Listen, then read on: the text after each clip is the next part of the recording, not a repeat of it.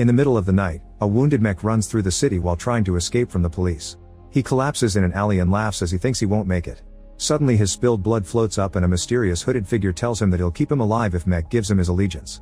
Mech has no choice but to accept, so the stranger uses his power to lift him and seal the pact, which causes Mech's body to glow and yell in pain. When the cops finally make it to the alley, they find a torrent of blood on the wall. Soon chaos takes over the streets with people dying everywhere at the hands of monsters while the hooded stranger watches calmly and Jake screams. As huge flames burn everything down, it's revealed this is actually a vision of a monk named Chan. He immediately gathers his things and tells his master that his father, known as the necromancer Wichin, has returned to Earth, so he must leave to stop him. Meanwhile, Jake and his family arrive in Bangkok. They're supposed to be having a vacation, but Jake won't stop taking calls from work. His wife Prang scolds him and reminds him to prioritize his family, so Jake promises to do better while remembering his days as a street cop. When they turn around, they realize their daughter is gone. The couple desperately starts searching every corner of the city, and after running for a while they find Lu chatting with Chan on a bridge. They scold Lu for running on her own and thank Chan for taking care of her, only for Chan to surprise them by already knowing Jake's name and face. Chan says their meeting was destined and that Jake is the one born in death under a blood moon, calling him the keeper of the gates. He warns Jake that he'll face great challenges and lose everything, but Jake thinks Chan is just a crazy man and leaves with his family. Later at the mall, Lu gets ice cream on her t-shirt, so Prang takes her to the bathroom to wash up. At that moment Mech enters the mall and bumps into a man, only to hand him his lollipop before taking out a gun to kill him. People panic and try running away while Mech continues to shoot at random, killing both shoppers and employees. There's a big crowd rushing to the exit, but Jake pushes through it to reach his family and tells them to hide in the bathroom while he tries to help. While Officer Errett arrives and starts making his way through the mall, Jake carefully sneaks around while telling people to stay hidden. When Mech gets distracted by a bloodstained doll, Jake comes out with his gun and asks Mech to drop his weapon. Mech looks unbothered while he uses his doll to talk to Jake in a childish voice, mocking him for being American and mentioning Lu and the ice cream. Jake threatens to kill Mech if he doesn't surrender, and Mech opens fire, forcing Jake to hide again. Hidden nearby, a crying girl is trying to use her phone, but Mech shoots her down. Outside, a whole team of cops and firemen surround the mall. Jake calls Mech insane to make him talk to the doll again, and once he's distracted, Jake comes out to shoot. Mech falls to his knees while Errett appears behind him, but he's still unbothered. He thanks Jake for killing him, saying now the ritual is complete and calling him the keeper. Suddenly Mech's body starts burning and it explodes, causing the whole building to shake. The smoke above the mall forms a roaring skull and flames are shot in every direction of the city. Prang drags Lu out of the bathroom and they rush outside, only to find a bus crashing and people attacking each other all over the place. Even the fireman is stabbing a person. The duo has no choice but to run back into the mall. While they carefully sneak around, they see a man continuously smashing a guy's head on a counter and a body at the front desk. A crazy man appears around the corner and tries to attack them, so Prang kicks a mannequin at him and hits him in the head with a plastic arm. Then Prang and Lu take the escalator, only to see more deranged men coming after them. Prang puts Lu on the outer edge of the escalator and makes her slide down while she takes the steps normally, using the mannequin arm to fight the incoming men. Lu makes it to the next floor and a guy grabs her, so a desperate Prang hurries to bring down an enemy and hits the other attacker to save her daughter. They run away and manage to find a back door just in time to see a bus stop. The driver comes out and is attacked by another person, triggering a fight.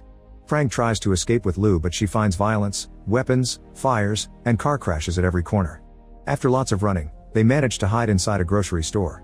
Prang's cell phone isn't working, so she carefully sneaks around and ignores the body at the counter to use the store's phone, but it isn't working either. At that moment a monstrous man enters the shop and throws a few products before checking on the body.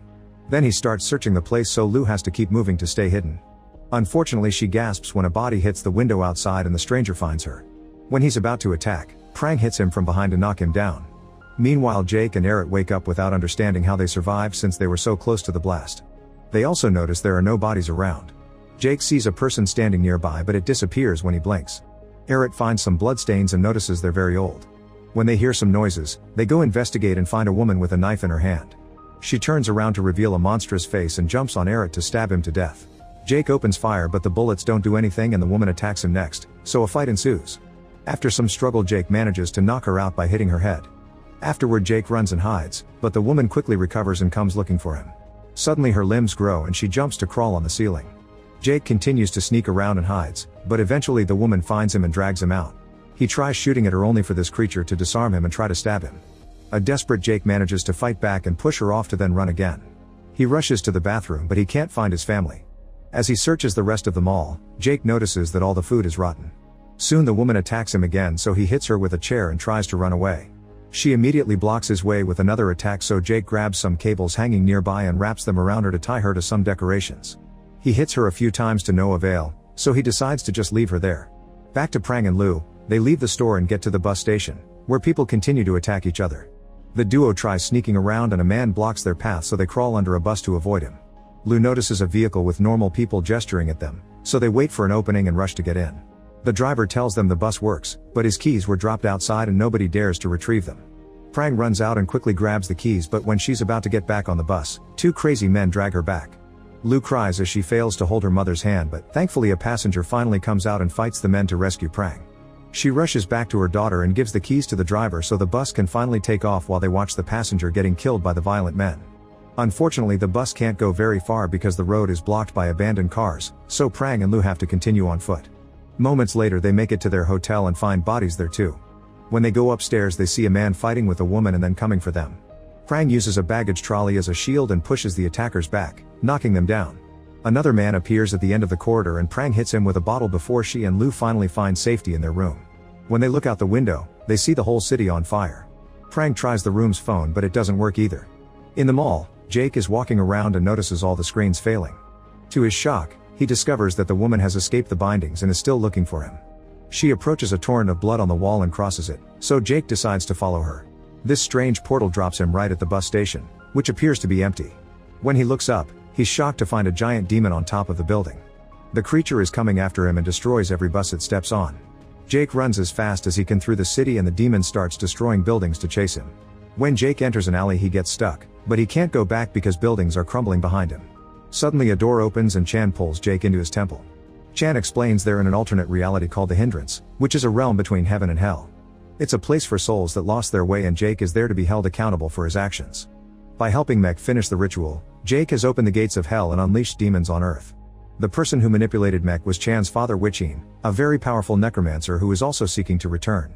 Since Jake opened the gate he also has the power to close it, which makes him the keeper. This is his destiny because he was born under a blood moon and his mother died in the process. Jake doesn't understand anything and only cares about his family, so Chan points out that by closing the gate he'll be saving his family with the rest of the world. They need to hurry because the demon gets stronger with every soul it consumes. The first step is to find Mech, so while the duo begins their search, Chan shares more of the story. Wichin used to be a very greedy monk who stole his master's scriptures, which corrupted his soul and destroyed his physical human body. A desperate Wichin tried to get a body by possessing his own son, however his wife interrupted the ritual by knocking him down and Wichin's soul was exiled from this reality. The failed possession left Chan with lots of knowledge about soul energy absorption and how to travel between realities. The story is interrupted when Jake sees a woman on the roof being cornered by a demon.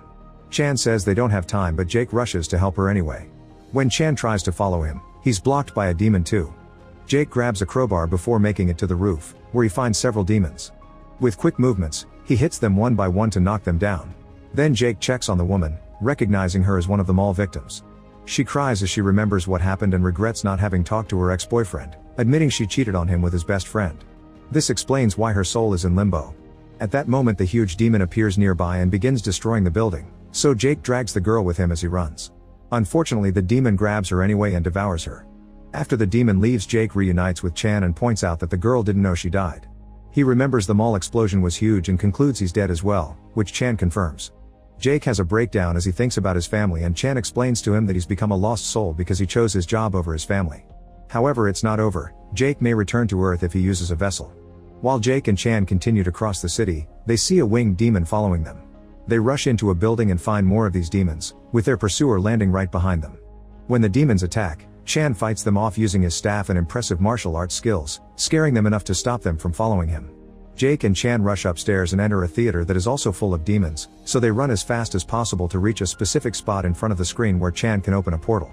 In just a second the duo makes it to the physical world, where the demons can't follow them without a vessel.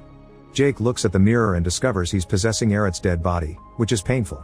Chan gives him an ancient gun that summons special bullets and a special knife. These two are the only weapons that can kill Mech.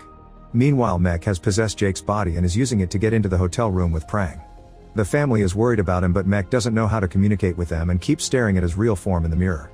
Lu keeps asking lots of questions so Mech brings out the burned doll from the mall. Suddenly the room's phone starts ringing and Mech happily takes the call while taking notes.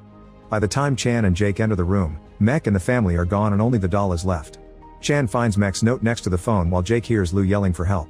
He looks out the window and sees her by the pool, so he immediately rushes out of the hotel. Prang and Lou are scared of him because they see him as Arid, and the distraction allows Mech to hit Jake from behind to bring him down. Then Mech holds Jake down while telling him how he'll steal his life and his family. He also calls him a bad father and husband for choosing his job over his loved ones. Jake insults Mech to make him react, and as soon as Mech moves, Jake rolls out of the way. A fight ensues with both men punching and kicking each other over and over again. When Jake tries to use the special gun, Mech quickly disarms him and they both fall in the pool. The fight continues in the water and Jake takes out the special knife, but when he's about to stab Mech, Prang points the magical gun at them, asking them to stop. Both men claim to be the real Jake and Prang doesn't know what to do. Lou asks about the gesture she always shares with her dad to make promises, which Jake makes using Arid's body.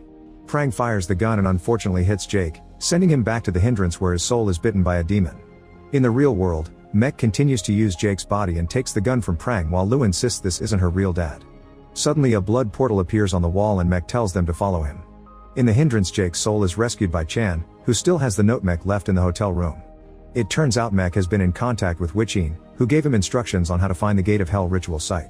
The duo follows these instructions to find an abandoned house in the forest where a big fire burns to mark the Gate of Hell. In the real world, Mech brings Prang and Lou to the same location, where he finds a bunch of possessed cultists and the masked stranger who happens to be Witchin. Since the big demon is still around, Jake and Chan carefully sneak around until they find the right spot and Chan opens a new portal. Witchin makes Lou's body float above the gate and gets ready to kill her to finish the ritual that will make him a god, but he's interrupted by Jake. A fight ensues as the cultists attack Jake, who uses impressive fighting skills and the special knife to fight them one by one and kill them all. Mech also joins the fight and tries to shoot Jake with a special gun, but after exchanging a few hits he gets disarmed. While the men continue to fight, Prang manages to get free from the thug holding her and knocks him down before retrieving the gun. She shoots Witchin's hand to stop him from stabbing Lou, only for the cultist to suddenly tackle her and make her fall. Prang gets a fallen knife from the ground to bring him down and Jake throws his own blade at a second man who is about to grab her. Mech also has a knife and keeps slashing Jake until Prang tosses the gun at her husband, giving Jake the chance to finally shoot Mech. His soul is immediately sent to the hindrance where the huge demon immediately eats him. Afterward, Chan appears before Witchin and keeps him distracted so Jake can stab him from behind. Before dying, Witchin reveals that the only way to close the gate is for Jake to cross it. Chan explains he had hoped to find an alternate way, but there isn't one. Accepting his fate, Jake goes to say goodbye to his family and apologizes for not being there for them before. He shares one last hug with them before walking to the fiery gate, which instantly transports him to hell. Jake's body burns when he reaches the gate on the other side, effectively closing it. The physical world goes back to normal and Prang takes Lou to stay at her grandmother's house. Sometime later, a mysterious woman uses her power on the gate. Make sure to subscribe and turn on notifications so you can watch more videos like this. Thanks for watching.